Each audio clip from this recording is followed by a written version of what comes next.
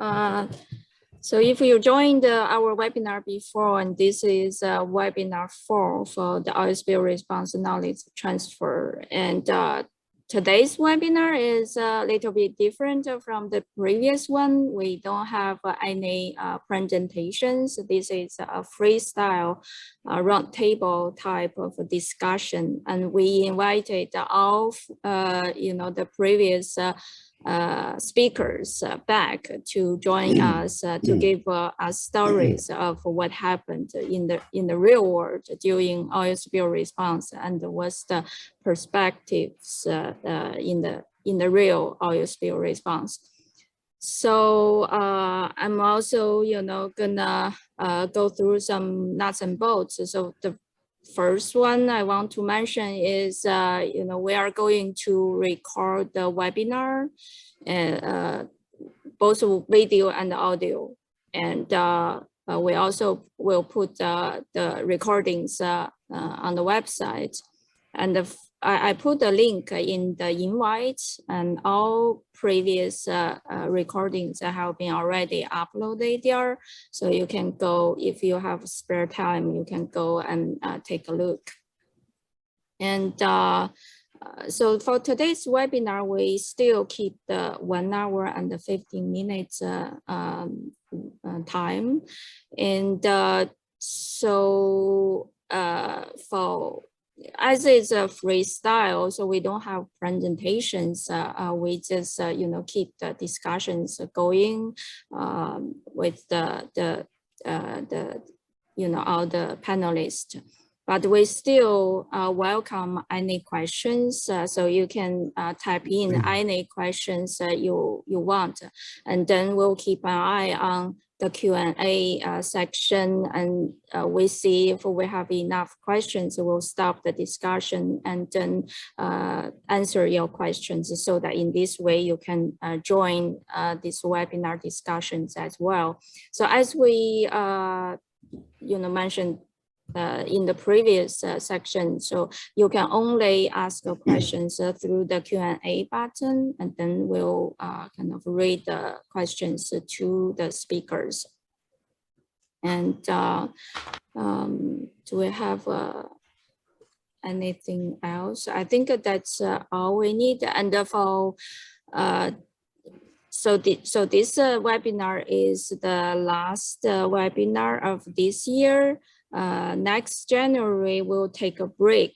We are not going to host a webinar for January. We'll start in February to resume the webinar sessions. Now I give the floor to Tim to introduce today's webinar. Yeah, thanks, Lynn. Yeah, hopefully we'll start in February. We got to kind of line up speakers for the next one.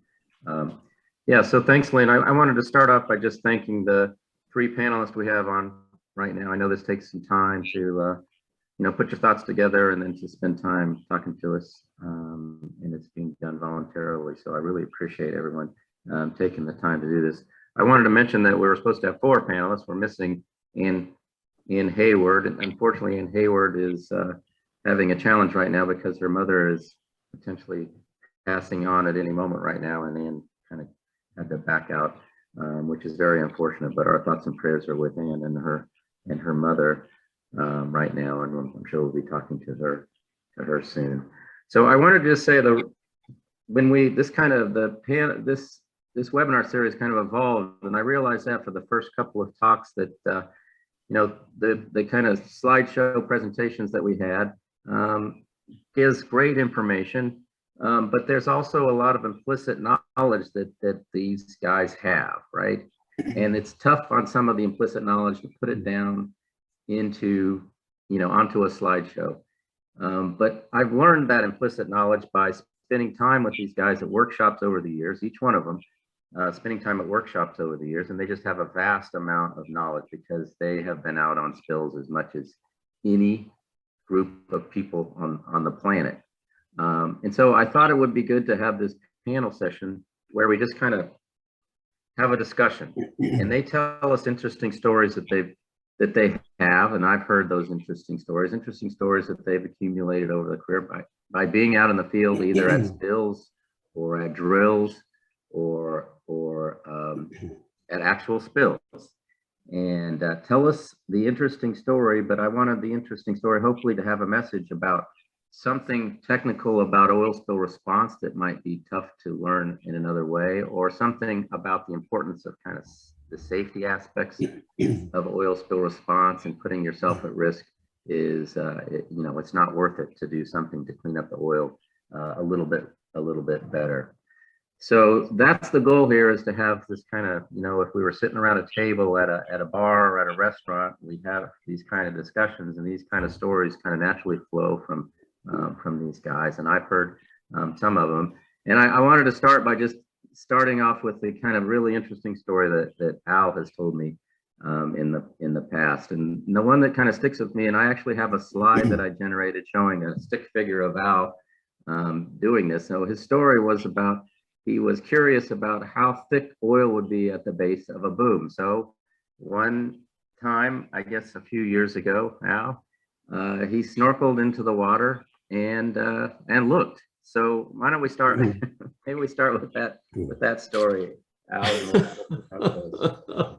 Oh my, Tim, and this is being recorded, so I guess I better be very careful about some of the things I might say. I feel comfortable thinking that we're sitting in a bar, just telling stories. But let me see if I can tone it down and keep it safe. There were some safety issues, and at the time, let me put it in perspective. I was on 2 boats off of Florida. Water was nice and warm. It was relatively calm. And I was working with a team of people that were towing around one of our really early version fire booms. And at the time, as we were towing it, I got to thinking, gee, this is a really great opportunity to maybe explore what goes on in the way of the currents we generate within the boom. And so I asked the guy that was in charge, and I won't use any names right now. And I said, do you mind if I just jump over the side and swim back along the side of the boom? I'd like to feel, what kind of currents are generated as we tow at different speeds and so on. He said, well, yeah, I guess so, but be careful now. And so I dove in and swam back along the side of the boom. Now we had 2 boats towing a boom in a U configuration. We're towing at the typical, 3/4 of a knot to a knot. And I said, if you go a little over a knot, that's fine. I'll experience that personally. Let's see what happens. So I'm swimming back along the edge, and I thought, well, this is nice, but I'm not really getting a feel for what it's like inside. So I dove down under. Now I've got a snorkel, and I swam under the boom and came up inside the U configuration. And swimming along the side of the boom on the inside of the U, I'm realizing, there's not a lot of current here. This is fine. Fortunately, I had told the guys driving both boats before I went in. I said, now look, if at any point you see me disappear, I'm not obviously on the surface. You don't see at least my snorkel sticking out. Stop. I won't be able to tell you anything. And it was agreed, yes. So I'm going back along the edge of the boom, and all of a sudden, I got sucked into a current that really blew my mind. And I'm still on the surface snorkeling and getting back toward the apex of the U. And suddenly I am literally sucked down into the curvature of the skirt. Now that's down a couple of feet, several feet under the surface. There was no way I could swim out of it. And I'm sucked into right at the apex. I'm horizontally lying right within the curvature of the boom. And I'm thinking, I hope those guys realize I am not visible. And it seemed like forever, but it was probably only about 20 or 30 seconds. And suddenly the current stopped it, and I was able to get my arm up and show them, yeah, I'm here. And I surfaced and I signaled to them and I said, okay, thanks. Boy, there's a strong current back here.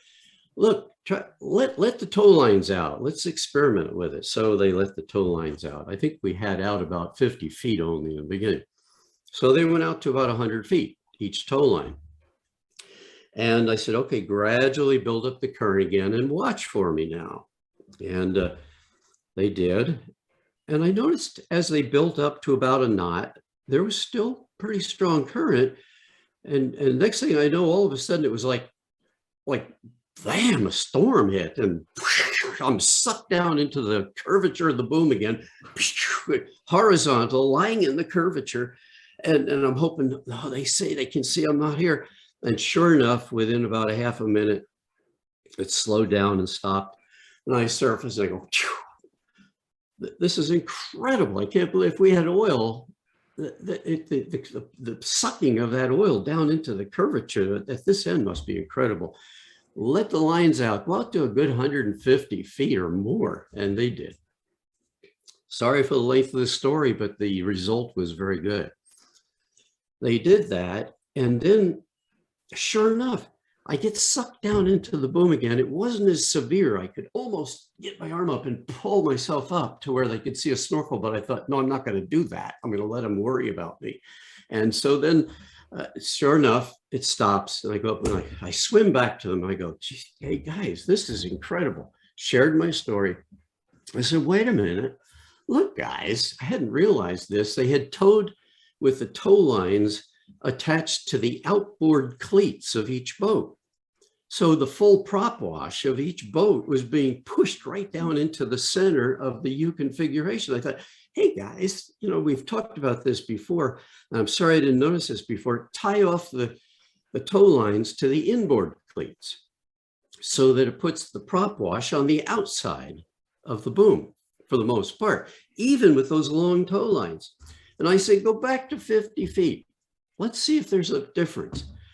Well, again, to make a long story short, I swam back. They had rechanged the tow line connections, prop wash mostly on the outside, swam back. And as I went into the apex, I could literally overcome the current, which was still strong, but I could surface. They could see me. They could see my snorkel. What an incredible difference that was. Now, you know, if you think about the science of it and the logic, and water's incompressible, and, you know, where else is all that water going to go from the prop wash? And sure enough. So it was an important lesson. Well, first of all, I learned that I probably shouldn't do things like that. So that was a safety issue. I wish we could hear the ha-has or the moans, but I can't hear anything except you guys. And anymore. But, you know, from then on, in training classes, any other future field exercises, and during actual spills, we've used this memory of experiencing the force back at the end of that apex. And during the Evo spill, notice I said Evos, I didn't use any names, the Prince William Sound spill, I had a chance then after the first few days, after the storm went by, to actually do this with oil. Now, I didn't jump in and swim back, no, but I was able to go back with a small boat at the back end of the boom and test out this theory, which could be another story. I've probably talked too long already. No, that's great, Al. That's exactly, I mean, those experiences aren't gonna, I don't believe anybody's gonna have that experience. It's a very common sense thing, but this story of yours means, right, it's a simple thing. Tie the tow ropes in the right place, or you're just going to blast all the oil out of the boom. You'd probably learn that if you were actually in the field doing it during a spill, but you'd waste the time it takes to reconfigure. So, you know, that's exactly the kind of story. The other aspect, though, is what you found at Evos, or the Prince William Sound incident, but that the oil at the apex of that boom was as thick as the skirt, right? That's the other message from what you've learned with these. Well, that was the observation during the Evo spill. We, in fact, let me say, you know, it's a reality that a lot of vessels don't tie off their tow lines to the cleats on the sides. They tie it to a tow post, usually centered in the middle of the boat. So that can create a problem where you're at least sharing the prop wash. Yeah. Half of it may be inside and outside. But if you can avoid that, if you have a strong enough tow post on the proper side that eliminates that prop wash effect, it's good. During the Valdez spill, what I did was I went back in a small dinghy as we were filling a boom with oil. And it was probably about the third or fourth day after the events happened. And of course, it was a batch release. It was oil that had been highly, highly beat up by the storm and emulsified, but we were still able to collect it. And I remember telling the guys on the boats, I said, you know, the oil is probably to the very bottom of that boom back there. And they were like, get out of here. You're crazy. There's no way it could be that deep back there. And I said, no, they're towing it about a half a mile or so. So I said, come on, let's get in the little dinghy. We'll go back there. And we went back. I had the captain of the boat and another guy, and the three of us are in this little boat. And we went right up to the side of the boom as it was being towed. And I said, look, if that oil is all the way to the bottom of the skirt, all I should be able to do is reach over and just jiggle the top of that boom enough, push it down very quickly and sharply so that oil would just flow under the boom if it's all the way to the bottom. And sure enough, I did it, blew their mind. Oil just popped up and flowed in a huge wave up from the bottom of the boom, just with a very slight jiggle. Oil was all the way to the bottom of that boom in the apex. And having swum there, you know, on other booms, I could believe it. Yeah, no, that's great. Okay, well, thank you, Al. Let me move on to Ed. So Ed, the story that comes to me is that you had dinner a couple nights ago with someone named Devion Tavius. Do you have anything to say about that? So I didn't take the bait on that one. You know, it's the old story. You should never send emails at 10 o'clock at night. And this is one that Tim sent me at 10 o'clock at night. And I fortunately didn't pick up on it. But I did have a very nice dinner, or a glass of wine anyway, with a young lady, married lady, a good friend of ours. So, but I mean, actually, it brings up a story, several stories about, you know, you've got to be very wary on spills. You get, you know, we've been through ICS how to manage spills, and it's a bit rote in the command post. I'm moving away from Al's practical field things, but when you get into the command post, you know, we've done training, we've done many drills. And it gets to be a bit of a rote. It gets to be where sometimes the response has a sort of a rhythm or a cadence, which is quite comfortable. And that's a little scary. And it happened on Deepwater Horizon within about, you know, we sort of got all set up, and we had a SCAT program, and things were running really quite well, I thought. It was complex to organize and manage, but you know, every day we would have a debrief about 6 o'clock. A very popular event, so to speak, because the early days in the spill, the SCAT teams were bringing in new information, new observations about where the oil was, how much. So there's sort of an immediate source of knowledge on the scale and the character of the problem. So there'd be 70, 80 people wanting to listen. So we got into this rhythm of the SCAT teams would go out and we'd make sure they got back at 6, and they'd give us a 5-10 minute debrief. And then one day, and this wasn't particularly unusual, you know, traffic and things like that. They had a phone call from one of the teams, said they're going to be a bit late, and a bit late. So it doesn't matter. Yeah, the driver had to stop to get some Red Bull. Sorry. So the cadence, the rhythm that we had become comfortable in was suddenly totally turned on its head. And we had teams leaving at 5 a.m. They'd come in for the morning brief and the safety briefing, and they'd drive a couple of hours sometimes. They'd get in the small boat, go across a bay, walk around on a shoreline for several hours in 80, 90, 100 degrees, get back in a car and drive back for this briefing, which was an important event.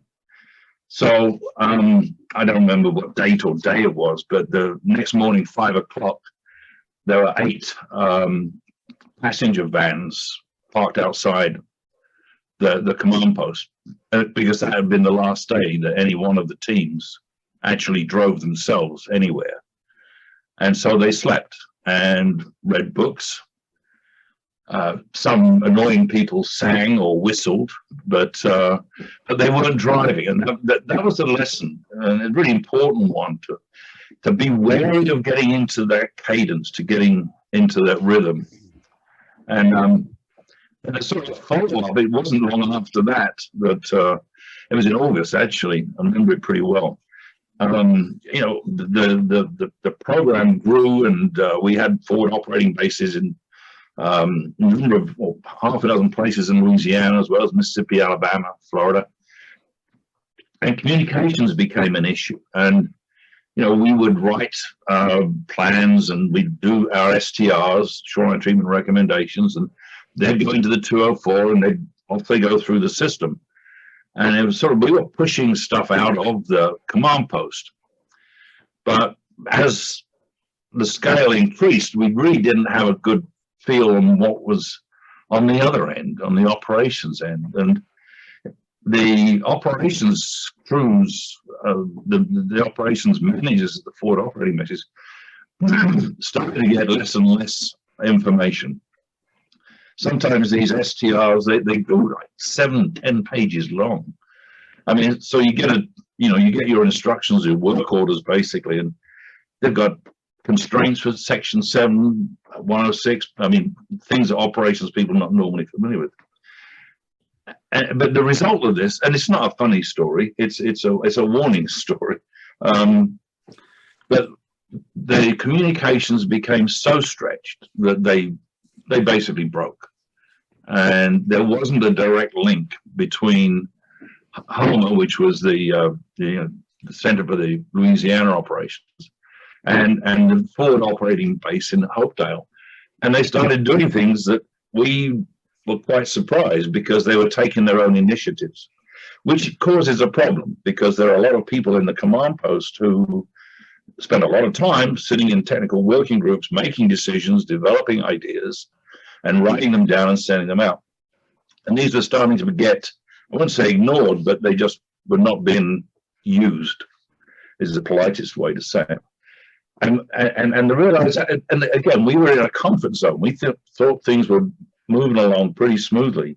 Work was getting done, etc. But the chain was broken, and it was fixed in about a week. Once it was recognized that the communications weren't working, we put in the layer, and a few people involved in this, but particularly OSRL and Richard Sand, I think, came up with the idea, and the Coast Guard fully supported it, BP fully supported it.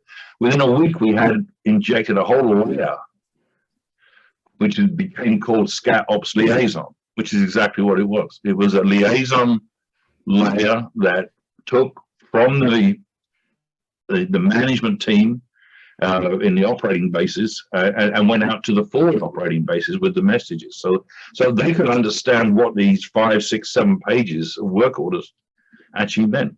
And it also became a real plus, because information was coming back to us. We had eyes in the field working with operations who could tell us which techniques were working well, which techniques needed some adjustment, and some which just really were a waste of time. And so we were able to, adjust, because we introduced a two-way level of communication. I mean, it's not a funny story. These are not funny stories, but they're real stories, because they're not in the books. We don't train. A lot of the training that we do now is ICS training. It teaches how to manage. It doesn't teach us how to respond. And the end product of an oil spill response operation is to accelerate recovery. And I think there's a danger today that the great emphasis on management, it's challenging then, if you've not been on spills before, it's challenging to recognize the pressure you're under. I was reminded not so long ago, you got a ringtone on the cell. My ringtone too was Under Pressure, the David Bowie song. So apparently I must have annoyed people sometimes when my phone went off and it goes, under pressure, under pressure. Anyway, there is a pressure. With a different voice. David Bowie, anyway. And another pressure is being away. And we don't teach that. And I know that 8 months in deep water, because I looked it up a few days ago. Of that 8 months, I was on site 22 weeks. Oh man. And I managed also, because, you know, we have other things that had promised to do. I went to Panama, Norway, Finland, Canada, and Hawaii as well. And I had less than 6 weeks at home in that 8 months period. And just throw in a couple of eye operations for good measure, you know. And that is a real difficult thing. That you don't do that in an 8-hour drill or a spill exercise. You don't understand what the pressure is like over a long period of time. And it's very difficult for people. So not only do we have to be wary, excuse me, what's happening around us with drivers or with communications, but we need to be really looking at all of our friends and teammates around us to see how they're performing and when and where they need help. And a lot of people, it is sometimes too much. And we need to have that human factor built in. It doesn't come in our training. Not funny stories, but they're all real stories. Yeah. So. No, that's great. I mean, some of the guys, there's no one left in ExxonMobil who worked the Prince William Sound incident. But I was there with some of the guys when they were still here. And I mean, one of the guys got a call like 2 days after the spill saying, pack a bag, you're going to be gone a couple of weeks and you're going to Valdez. And so he went up there. 6 weeks later, he called his wife, said, sell the house, get the kids out of school, we're moving to Valdez. And he spent 3 years there, right? Wow. But this idea that the stress, you know, the stress of just the being in the middle of things, and then the stress of being away from your family or being in a remote location like that, which can happen, that's something that's not taught in drills, for sure. But I can see how that can stress this, well, it can stress everything, but the communications, right? And the idea that the ICS becomes a big bureaucracy that generates a lot of documents, right? I mean, you're told to write down everything, and so it's documented. And then we think you hand these off to guys in the field who are under the same kind of stress, or even more so, because they're in the field and they have other things that they have to worry about. And the message, you got to really think about the message you want to communicate them. And a 7-page report the message may be lost in that 7-page report. And so we need to be very careful about that. And we've been trying to do that on the technical side with these scan and glance documents. You can't really expect somebody to absorb you know, an 8-page report. If you need to figure out how to give them the message in a couple of bullets, and that's really just that communication. Yeah, good points. So, really good points. Yeah, let me let Steve jump in here, because I know Steve has some ideas about some of the things that he's learned from really the significant number of incidents and drills that he's been on. Steve, do you have anything you want to? Well, I'll throw in a couple of comments. I learned something from you just right now, you know, Tim, that you keep referring to the Prince William Sound incident, and I'm going to start doing that at home. So it'll be the broken platter incident. My name at all. Don't put not the Steve Lehmann incident. Your wife will never forget. Won't do that. It'll never forget about that platter, the dog out incident. That, you know, that sort of. But you know, both of my distinguished colleagues here have been talking about something that's kind of a broader issue that we need to get a better handle on. What Al was doing was taking an opportunity to do some pretty basic research at a spill, and I've worked with Ed on doing the same thing. I mean, Ed, I'm thinking about the berm relocation stuff we did in Alaska, which was really an experiment to see how it would work in terms of cleaning up those big cobble berms. And what we tend not to think about as well is how we can walk away smarter from a spill than we first walked in. And generally, everybody's hair's on fire. You know, to a certain degree, the people that have worked a lot of spill, their hair's on fire too. But really, it's the state officials whose hair is on fire. And so when you go to them and say, you know, I know we got a lot of oil out here, and I know we've got some tried and true methods, but it would be interesting to take a piece of shoreline and try a couple of different cleanup methods. Now, when you're working in a state, you have to get the state to buy off on that sort of thing. I mean, in the Aleutians, you had to get the state of Alaska to buy off on doing something that was a little bit novel and trying to learn from it. Not just out messing around. You're actually trying to learn to see if there's an appreciable difference in a different technique. We don't do that enough either in a, you know, kind of a broader philosophical way, or, you know, where you're simply discussing it around the table, or in an applied way where you're going out and taking plots of shoreline and trying different things. We do that on the large spills and really big spills. We get an opportunity to do it, but those are few and far between. You know, we need to set up. I would love to see some sort of a database that's out there that has science of opportunity projects already set up, so that we can go to the state even during an exercise and say we are going to exercise the approval of doing things that are a little outside the box on your property with your approval. So that when a spill comes, you can tickle through that database and say, all right, we're dealing with heavy oil, we're dealing in winter conditions, we're dealing on a boulder cobble beach. Here are a couple of things that apply, and some things that we ought to experiment with. The Canadians actually did that. They put together a document.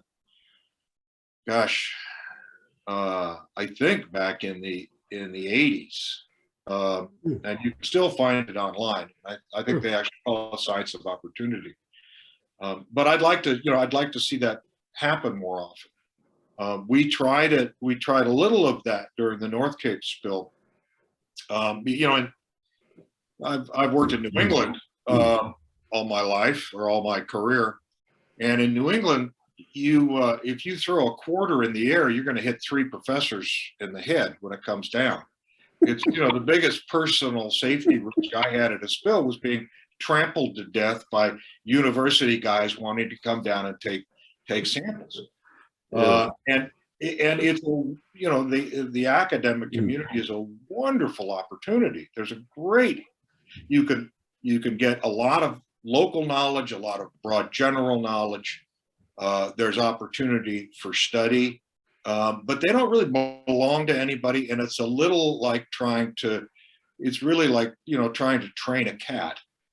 You can be marginally successful, but you're going to have some injuries along the way, and they're going to want to go their own direction. At North Cape, we put together a science committee that met every day, and and I actually asked Alan Mearns to run it, and Dr. Mearns was perfect for that, because Dr. Mearns, some people will think outside the box. Alan, the trick is to get him to think inside the box. He's always outside the box. He's always got a lot of great ideas. And we told these guys that you got 3 areas to work. You can answer questions that are applicable to response and that we can apply right now. And you can answer questions or offer study for things in the injury assessment, which will come up. And then there are things that are useful to know for the next spill. And the first 2 we can get funding for. The third we can't. The third, we don't have a really good mechanism to fund. And frankly, it's the third that is really important. So I don't know how we come up with that. I know that you know, I know there are a few national committees out there. Scott Lundgren, who's on the call, I know is at the moment banging his head on the table, because I've suggested this a couple of times for NRT or ICOPAR or some of the others, and now he can't stop me from doing it. So he can't stop me from openly.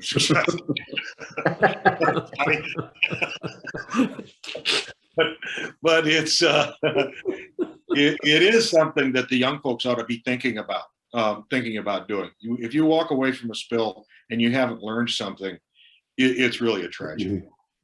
Yeah.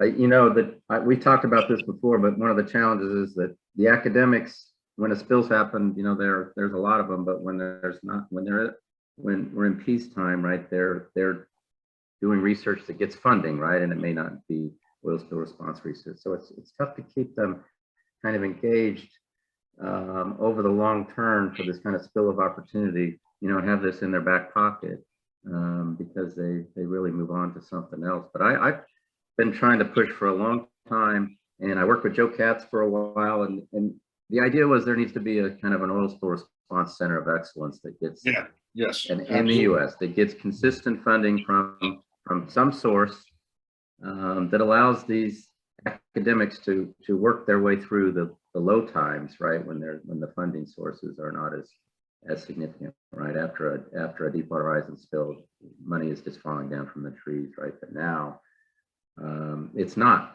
so much anymore, and so the academics have to do what they need to do to keep their students employed.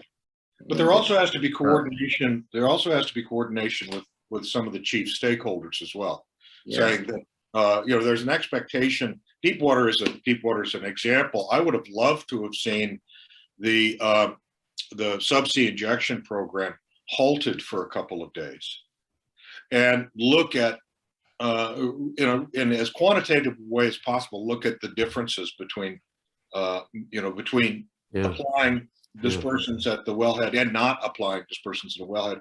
It would have made almost no difference in terms of the cleanup. But I think we would have learned a great deal by taking that opportunity to use it as a you know, as a learning opportunity.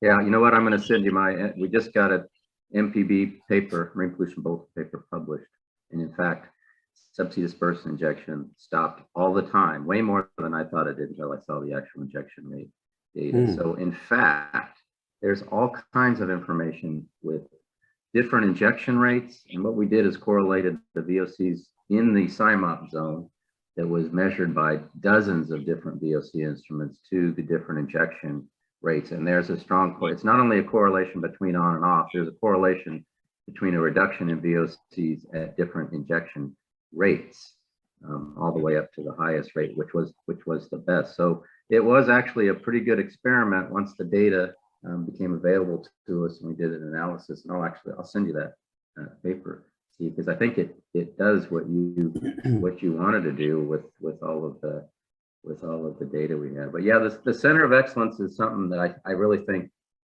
should happen in the United States at least, to keep, you know, some academics employed so they can have these kind of research ideas in their back pocket when there's a spill of opportunity, and then they'll have the resources to stay engaged with the response community between spills as well. That's another challenge, right? We have these RRT meetings all over the place.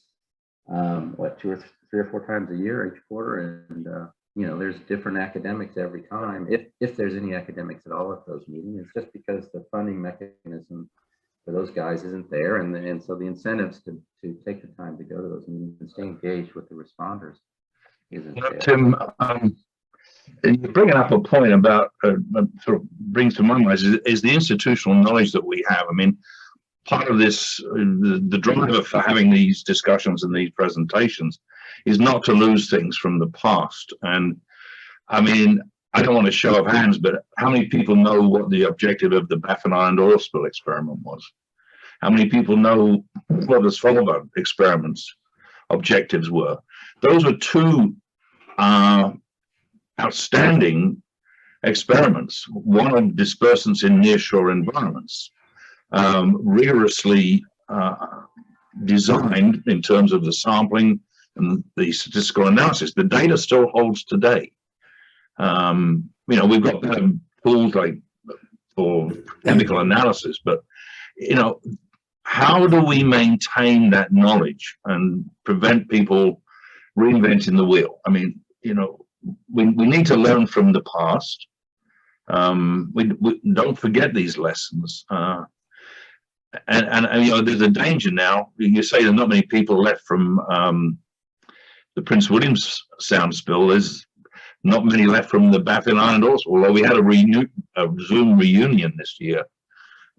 Very scary that so many of us are still alive, actually, for all the stories we were telling them about. You want to hear about stories you can't tell. That is one of the experiments. Living in isolation with scientists is not always a healthy environment. Well, no, you know, Ed, you're really hitting on it right now. That is an excellent point, and I think part of it is, you know, us old graybeards, if you will. Oh boy, 4 guys with graybeards.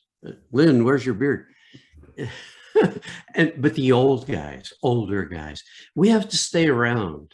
You know, we may, oh, there, you look good. Thanks, Lynn.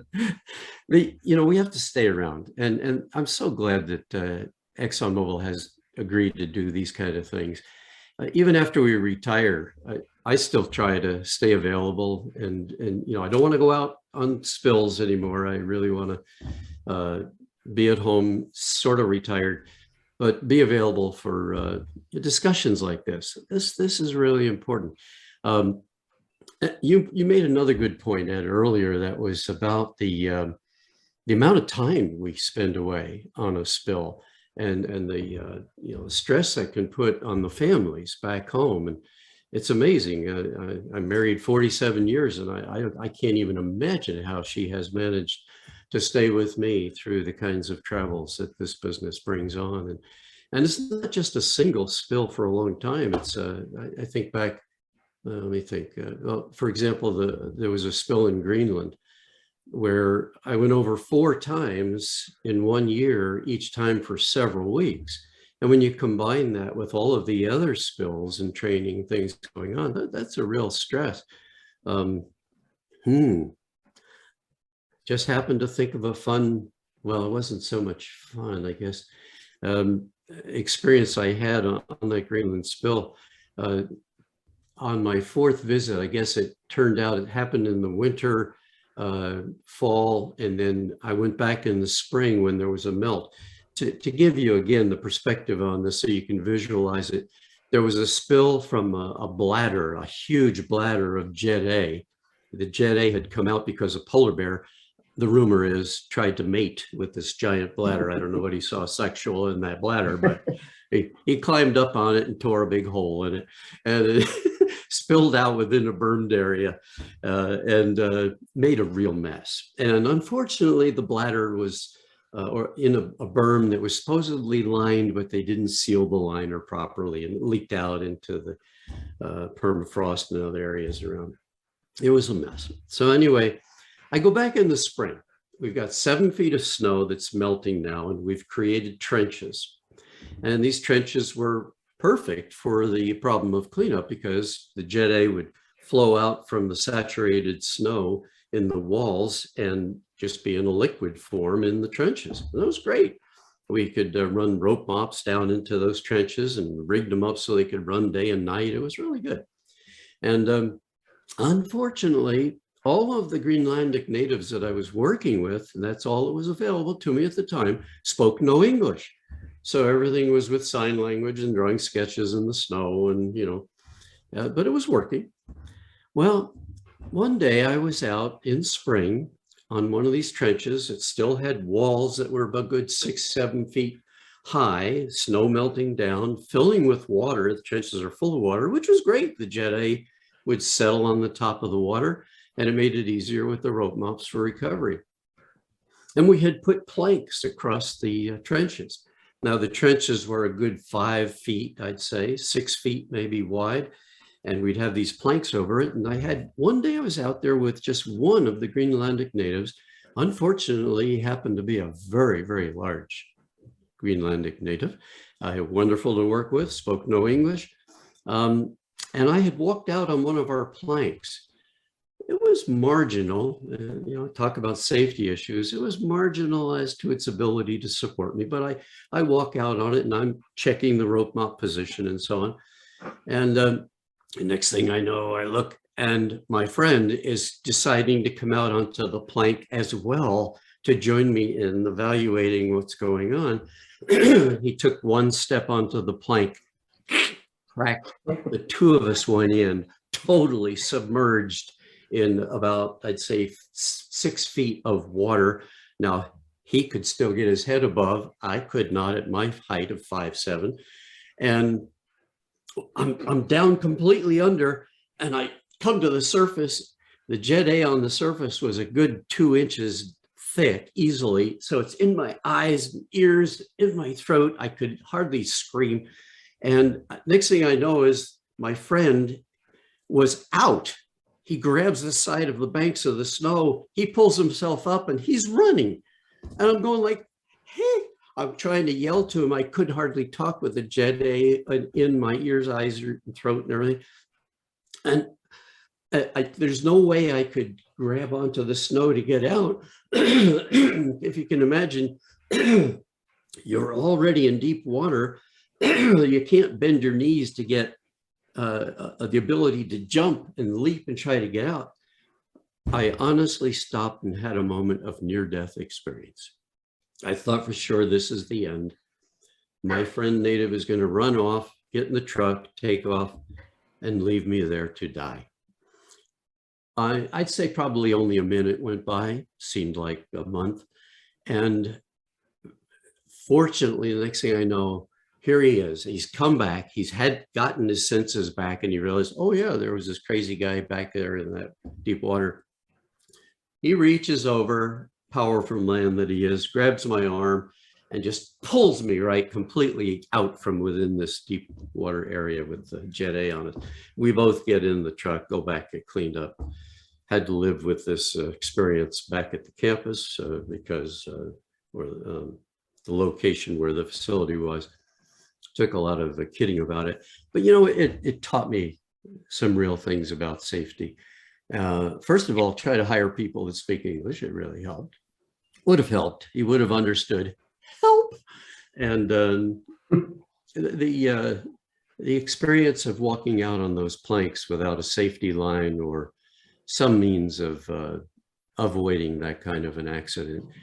But those are the things that really stick in your memory when it comes to maybe taking the time to ensure that you don't do stupid stuff and that you think ahead about what are the things that could go wrong. I don't know. That, you know, that's really critical. And I think of the way safety, when you come into a company like ExxonMobil, it's like we spend 80% of our time talking about safety, but you know what? I mean, you don't want to be the guy that doesn't come home, right? It's so important, or comes home with even a minor injury, and it's an important thing. And the kind of things that you got away with, one of the reasons I wanted these stories, because the safety culture would not allow those kinds of things to happen anymore, which is a great thing. But you guys still have some lessons learned from that. And one of the lessons learned is you need to do things by kind of stepping back and thinking about it a little bit more, and you know, think about the big guy that's coming on the same plank of wood, right? I mean, it's easy to get in the moment and not think about those things, but you have to change the culture, and that has to be kind of embedded in your mind. And it's certainly, you know, that's something that even, you know, 21 years ago, that's kind of the first thing is step back, think about it, and you have the ability to stop all operations, regardless of where you are on the food chain in the ExxonMobil organization. And that's certainly it's sort of, again, in line of this whole thing. I mean, when I was thinking about what to talk about, a phrase came up, this sort of the modern era, and what you're talking about, the change in the safety culture. Well, it's modern to me, but for a lot of people listening in, this is ancient history. But you know, 30 years ago, I mean, the Prince William Sound oil spill was a fundamental game changer in every respect, not just for the US, but for the oil spill industry. I mean, first of all operations ran spills before Open 90, been on many, and operations took charge. That was it. Open 90 brought in spill management, which we've talked a little bit about. took a while for the transition. It took about 10 years. I can recall down Timberlake Bay in Louisiana, I think it was 92, where well control was run by Red Adair and spill response was run by Jim O'Brien. End of story. There wasn't a spill management people. If there was, it didn't. Yeah. No one was listening to it. That's changed now. Something else that came out of Prince William Sound was a study at Aberdeen University, which became known, we know it now as NEBA, and environmental benefit analysis. And along with the management culture came the safety culture. So I mean, I think of the modern era as the change into spill management, the change into net environmental benefit, which, by the way, that study looked at about 50 case studies prior to early 90s. And their conclusion was that in most instances on bedrock shorelines and salt marshes, the shoreline treatment response activities delayed recovery. Actually, they were a bit more polite than that. They said they did not accelerate recovery, the opposite of which is delaying recovery. I mean, the modern four big changes that took, I'm missing one, but management, NEBA, safety, and an end to dueling scientists, which was the hallmark of many, many years, 20 years of science after Prince William Sound spill. Now we're into consensus. And so, I mean, if you want to define, you know, the years of which my whatever many years, I think of this as the modern era, and it's very different from the freewheeling days. I mean, I try to think of funny stories, and I haven't thought of a good one for the past 20 years, but I got dozens from before. It was freewheeling, and I'm not going to tell any of them. Hey, listen. So the seminal studies that you talked about, Ed, that's one of my goals for next year is to try to find, you know, I've discussed about the 4 or 5 seminal studies and get a speaker for each one of those who was actually on the scene when those studies happened to describe those, so we can make sure we have the opportunity for people to hear about those studies and that we capture them on these videos. And I think that's one way to kind of revive them, because people think, oh, the work was done 20, 30 years ago.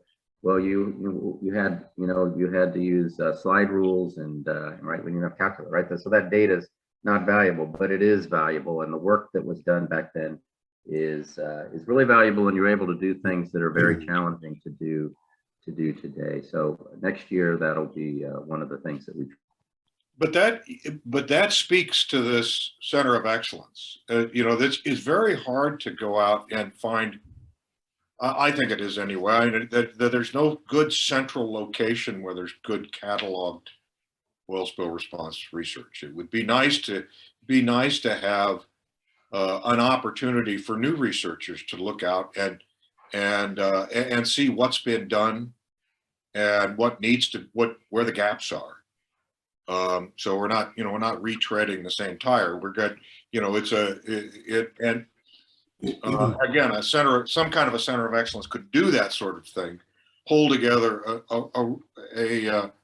a bibliography that's been curated correctly and indexed correctly, and you know, most of the time you're relying on the internet to find what's been researched. There's not as good a good central repository for that, which is too bad. It would be an opportunity for current researchers to cooperate, because there's no central location for where research is being proposed even.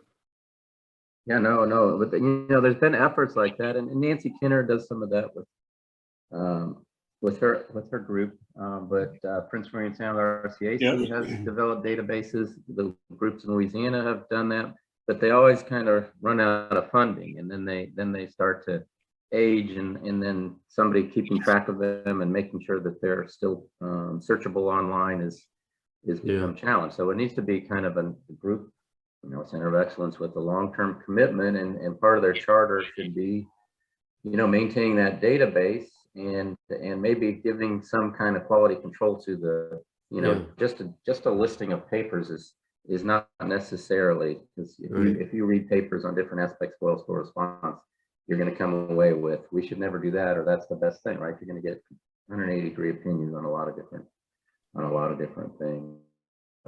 But it needs to be a long-term commitment, because groups get funding for a couple years, they develop a great database, and then it starts to age, and then the links get lost online, and so it becomes more and more of a challenge to. Right.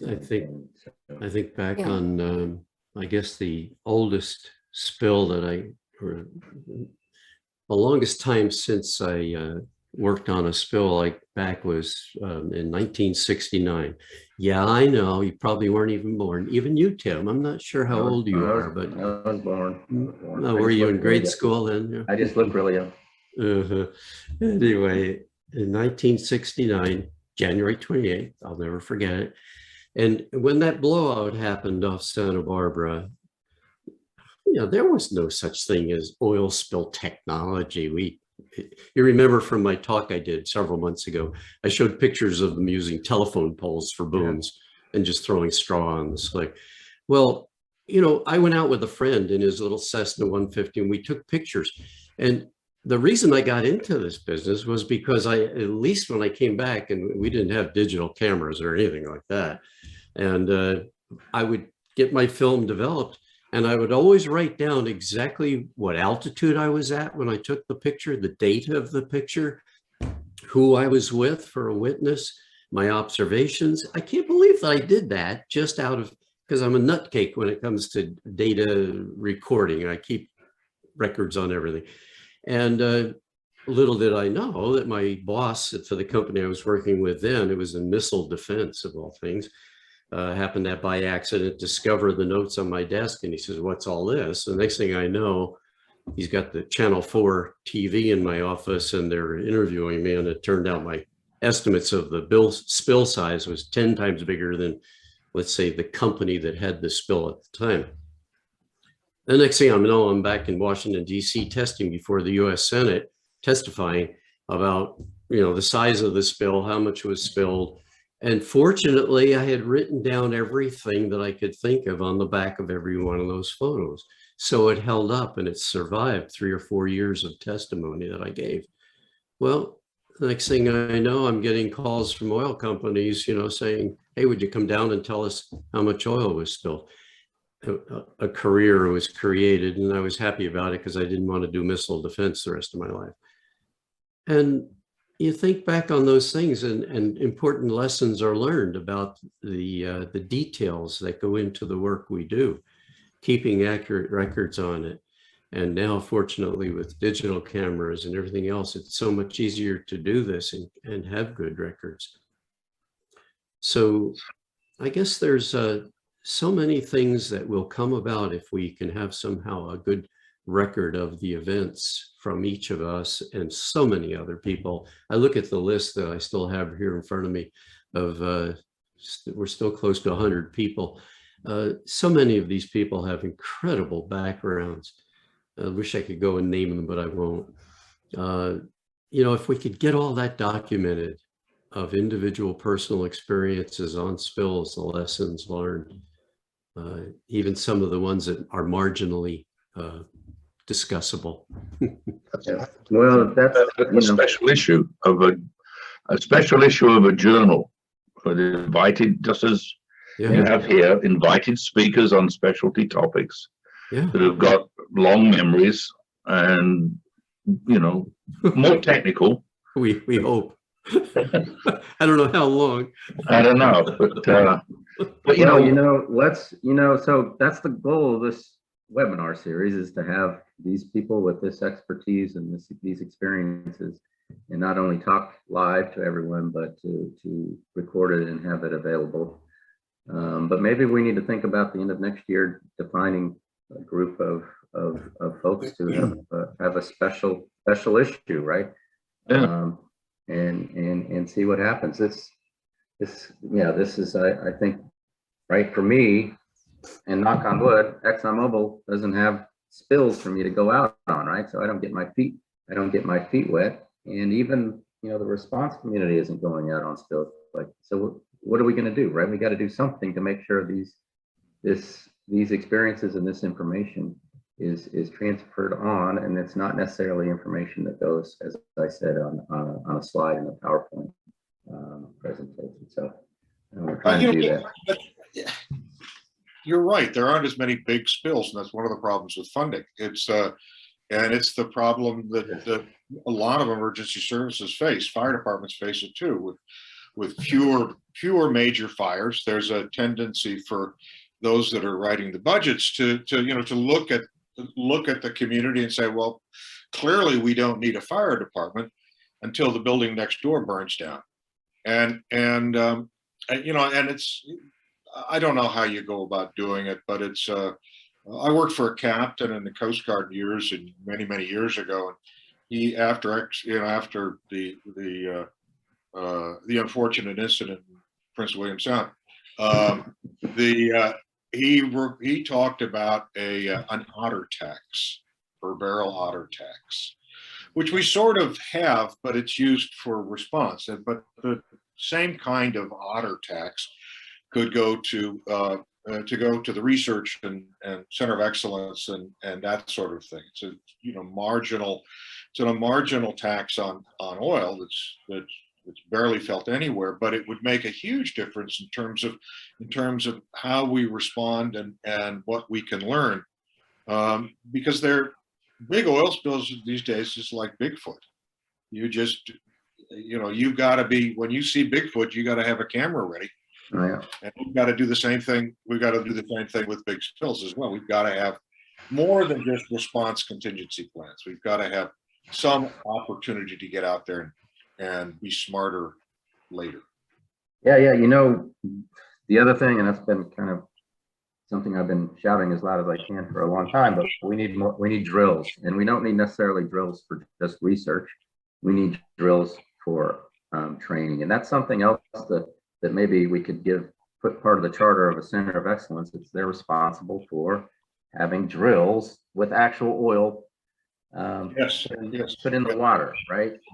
And that just doesn't happen. And I'll tell you this, after the Deepwater Horizon, I led an API group, and we were looking at subsea dispersion injection. And when we first put down the list of tasks we wanted to do, the final one was, let's do a full-scale test of subsea dispersion injection somewhere on planet Earth. And we went to the API attorneys about that, and suggested that API should hold the permit for that, and that was a non-starter. So then we got a group of academics and asked them to do it, and they went to their attorneys at the university and said, it's not going to happen. And so the liability and the concerns about that, but we need to figure out a way. No one even wants to write the application for a permit, right? Because it will be a very expensive thing, right? It'll take a year. It'll take a lot of money just to write the application, and then there's no guarantee it happens. But nobody wants to hold the liability of that permit, especially a company like ExxonMobil, right? The headline would be "ExxonMobil spills oil on purpose," right? That would be the headline, and it wouldn't be good. But it is done, Tim. I mean, the Norwegians do it. I think, what is it, every 2 years? No, I know, and it shouldn't be, and that's great. But I've been out on those spills, and they're great, right? But they're pretty direct and pretty limited to a couple of days, and it's also pretty artificial, right? You spill the oil, and all the equipment sitting right there, and everything looks far better than it would. So and the Norwegians should not be the place where these things happen, right? The United States consumes more crude oil than any other. No, I agree. Right? I agree. I think there needs to be an effort, and maybe if we could get something like the Center of Excellence to move forward, that should be part of their charter and figure out a way. I think it needs to be a government entity that holds the permit, because they're going to be the only ones that might be able to get away with the liability concerns from that. So anyway. Tim is past 11 already, and we have some questions coming in. So Yeah, I really enjoyed your discussions on all this. Yeah, so should we go through some of the questions?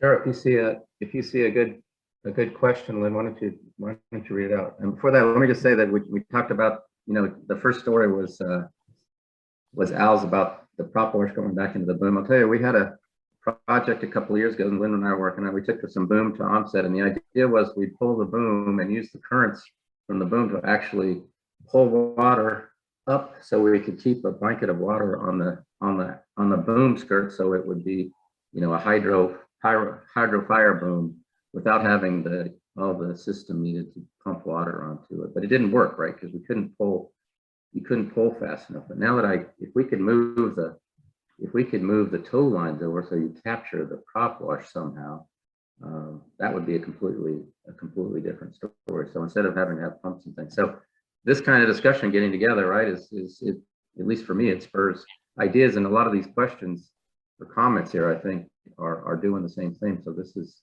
kind of, an important benefit of our discussions here. So. Yeah. And the first question, I think we can combine David Palangio and Ike Lehmann's questions all together. I think, all of you have alluded some of, this aspect. So the question is related, how do we make, about the exercises, how do we make them as real and relevant as possible? And I believe I asked, can you all give your thoughts on how best to train up new people coming into the OSR professions, like training classes, experience, books, mentors, etc. Any more comments on that? I'd be happy to comment if you like. I think one of the important things in any training, especially field exercises, is that we get the right people there. I've been involved, unfortunately, in a lot of exercises where the people that were brought in for the training were not the people who would actually run operations in a spill event. And I soon, and this is decades ago, I started to insist that we get the lawyers involved, because they had to understand what the problems were in the real world. And it would only have a few out there, but they could spread the word. We had to have the pilots for the aircraft that were going to be flying dispersants.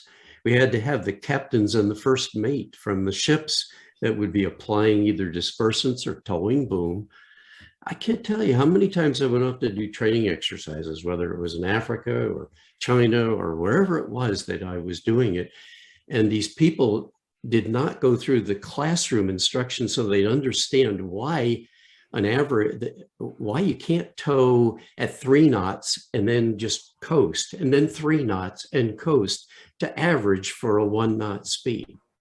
They couldn't understand that. If they'd been in class, they could have understood it. So we've got to get the right people in on the training in the classroom as well as out in the field, so that they can put it all together and understand it.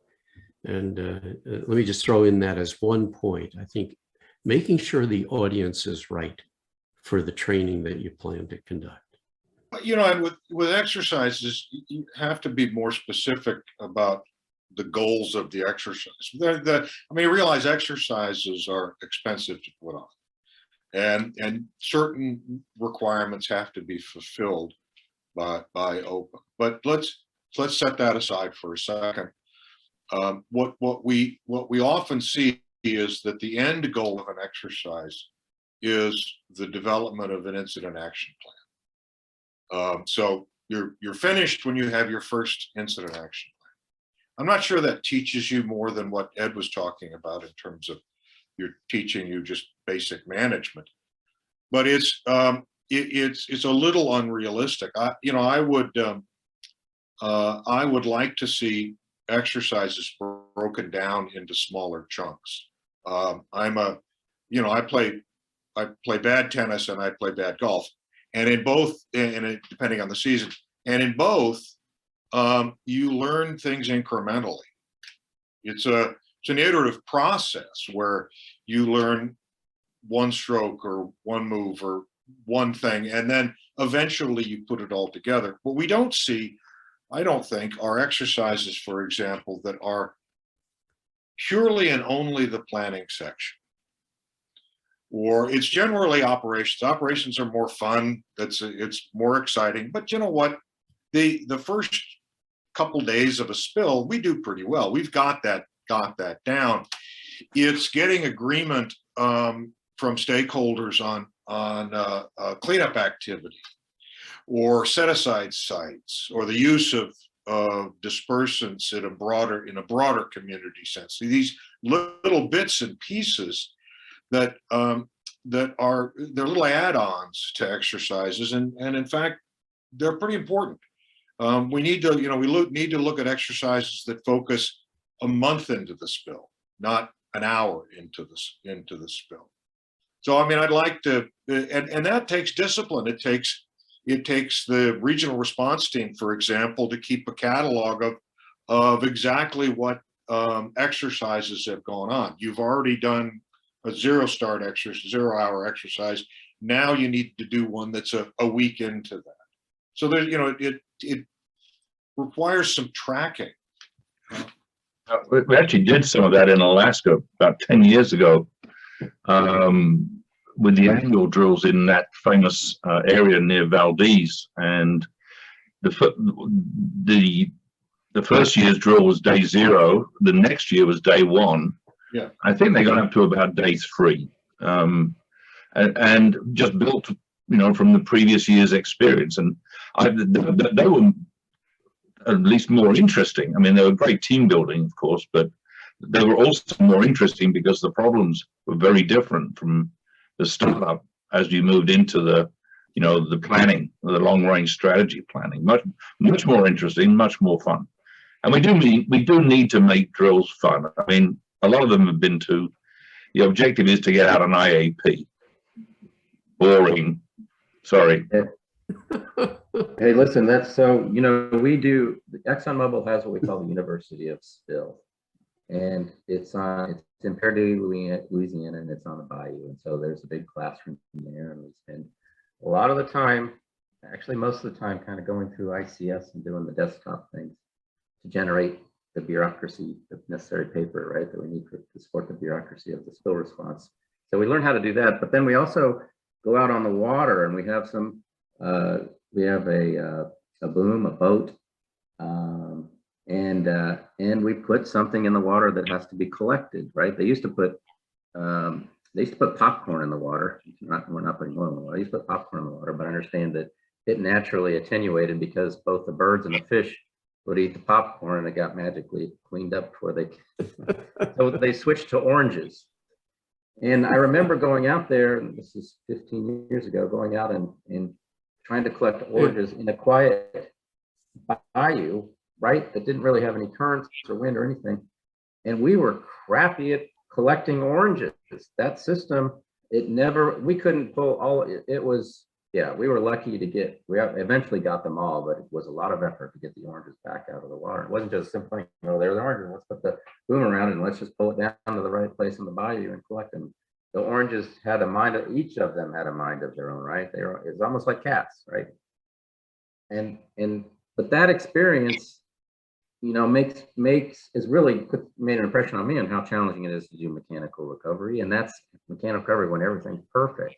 All right. So now think about putting waves and wind and currents in place, and then thinking about how you're going to do it at sea. But that made me think that maybe if we really got ambitious with the Center of Excellence, maybe the Center of Excellence should be have its own training program that's centralized. I always remember during Deepwater Horizon, there was complaints that everybody had their own response. All these companies had their own response plan.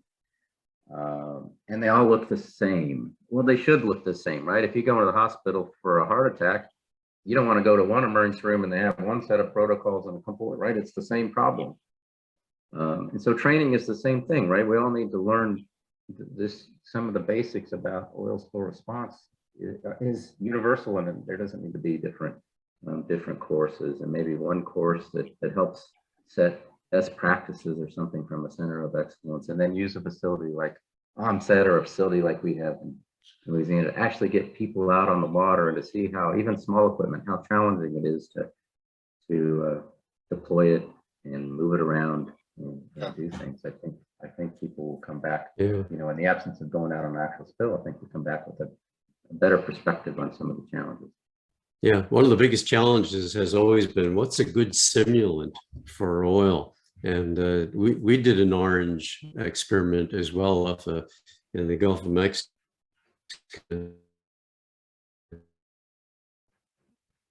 No, It was contained in the boom. We called it the in citrus burn instead of in situ. But anyway, all those burned oranges, not all later, and picking up burned oranges and looking at them like, what the heck? How'd these get here? I mean, we have to come up with a good simulant. But anyway, that's another story in itself. Another neat. Yeah. The challenge is the chemistry of oils, you know, fuel oils and crude oils and different crude oils. The chemistry of those oils is so different. So one simulant, you know, maybe it's time for a new question. Yeah. So, Lynn, you want to go? Yeah, so most of the, you know, it's not questions. Most are just like really good comments, and if any attendees wants to go over it, yeah, that would be, really knowledgeable. And you know, one question from Debbie is about Al's story. Questions following up Al's story about the currents in booms. Has anyone made the detailed current measurement along towed booms and the various configurations, speed, and conditions? I know of several, and there are papers written on it, but where people have studied that and measured it, but it's usually in flumes where they've made a donut shaped tank and they create current in it and they put in booms and different shapes and configurations and at different speeds of the water moving around the donut, and even with glass walls on the side. So much of it was very misleading because we didn't have prop wash. We didn't have the effects of how the boom was tied off. And the scaling was so critically important. When it comes to oil, it's really hard to scale the physics, the fluid characteristics of oil in an actual event at sea. And so often there are other factors involved. You know, we always, when we do these simulations, even when training, it seems we create things that are just perfect. The booms are towed in a U configuration. And as we saw in Deepwater Horizon, when we had so many teams out there doing burns, trying to get 2 fishing vessels pulling a boom in an actual U configuration when it was a J, and sometimes it was widespread with a huge opening, or it was very narrow. And we had burns along the sides of the boom instead of down in the apex. And you still had captains that would occasionally think it was okay to have an average speed of a knot or less. You know, the measurements, to answer that question, have not always been revealing the real world conditions of how oil behaves inside of a boom. I wish we could do more with instrumentation on the booms under realistic conditions. That would be great. You know, I see Alan Mertz had a comment or on there that I tend to agree with. I'd kind of forgotten about this, but for quite some time we were doing these ecological, this consensus ecological risk assessment program, and although you know in some ways they were cynical because they were focused so hard on dispersants, on getting approval for dispersants, but we broadened that to look at other techniques and even things like we were talking about before, getting set-aside sites. So what's the cost? What's the environmental cost of a set-aside, for example? You know, if we simply use that consensus ecological risk assessment format in a lot of different things, even in small, we even not being done by with a federal lead, done by a state lead or an industry lead. I think those are really useful for communities. And after all, almost anything we are doing in oil spill cleanup is going to involve a community, some community, and it will always be a community that is not accustomed to thinking about oil on their beaches and oil in their water. Yeah. So educating that group and getting them to think outside the box and think and understand what some of our problems in this industry are and what some of the creative answers are. Yeah. I think that help goes a long ways. Yeah, I agree. Yeah, that education thing is, in times of peace, it's tough, right, to get the right people to be interested in when a spill happens. Everybody wants to be educated, and so cracking that nut of how do you do this kind of education to the people, and when it's such a low risk, low probability event for any specific area, that getting people to pay attention in times of peace is really tough. And then even when you do get them to pay attention, and the spill happens, if it happens, 5 or 10 years later, well, those people are not the ones that are the stakeholders and decision makers. And then, so it's really a challenge to educate people in times of peace. Lynn, are we? Yeah. One more question is about how about reviving spill science and technology bulletin coupled with a center of excellence, giving responders, successors, and academics a common place to share. I thought the spill science and technology bulletin is the current marine pollution bulletin. Is it not? No, it was I think MSRC sponsored it for, I don't know how many years, but 8 years or so. And it really was, it was very specific to spills, whereas Marine Pollution Bulletin has a broader mandate, many environmental topics. So I like that idea because, the vehicles that we have available are few and far between. Proceedings of International Oil Spill Conference, which is now every 3 years. Frankly, a lot of the stuff's out of date by the time you get to the Oil Spill Conference. AMOP Technical Seminar is really, I mean, it's the sort of it's the Model T Ford. It just keeps on chugging along and chugging along. It's not very flashy, doesn't go very fast, but it is a vehicle for getting information out. And it's hard to get it because it's not online. But if you're looking for information, that is probably the most reliable, I would say, of the publishing vehicles. But it's not an internationally recognized, peer-reviewed journal. And I think I like the idea of revising Spill Science Technology Bulletin in the similar form, as long as they don't charge $2,000 or $3,000 for publication fees, because it's okay for an institution, but smaller outfits and small universities, they can't afford the page charges. Yeah, I mean, $3,000 to get something published. I'm going to publish in AMOP, where they're very happy to have it, for free. Well, what about the ISCO newsletter, though? Right there, they're always looking for. Well, they just started saying that it's too long. They're trying to, because I had a bunch of things I sent in, and they say, can you cut it down, because they're trying to minimize long articles now. No, because they all, they put. I mean, the way it is now, they put a paragraph or two, and then they put a link to. These media reports, and those are sometimes several thousand words. So, but there, I don't know what does it. I've never submitted anything other than a request to publish this webinar that we're going to have it, but they don't charge you to accept a paper or a write up, right? An article. They did for a while. They had a series of different. There was one on shoreline cleanup, inland spills, and Merv did one. Merv Fingers.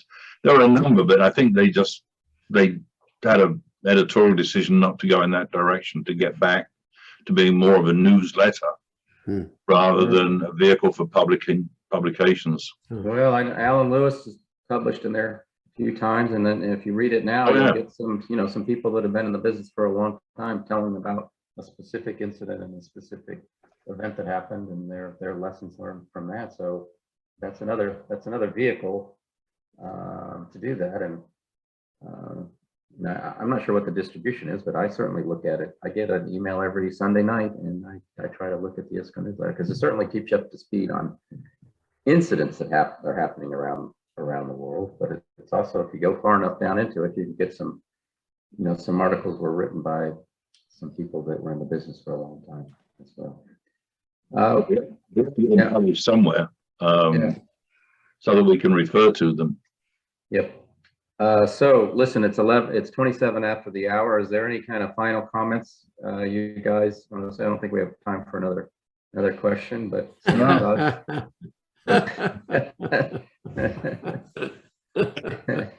Ed, that better not be coming down my chimney. That's just scared the hell out of me. I don't think I fit down your chimney, Steve. I don't have. Go ahead. With your hat hanging that way, how can you see out of that eye? Oh, I just put it over this way. That's better. I don't see any Liz. questions. Yeah, I don't see any questions in the Q&A. A lot of comments though. So I'm gonna save the all the comments out the Q&A section. I copied them as well, but yeah, let's do that. And so we promised an hour and a half here. So we still have a lot of people listening in. So I really appreciate everyone taking the time. I think we had well over 100 participants at one point, which is great. Feel free, whoever's listening, pass this on. Next year we hope to start up again in February. And I've been trying to think that we should have some academics talk to us, and so I'm going after a couple of those, and I'll follow up on some of that. But then we're going to try to target some of these all these field tests that were done, decades ago, and see if we can get some talks specific to those, so we can revive the lessons learned from all those incidents. And finally, thank you guys again.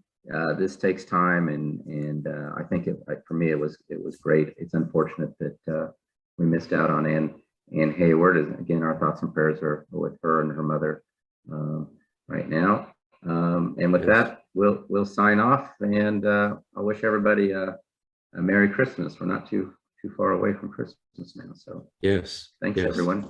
Thank you Happy so much. holidays, Everybody. All righty.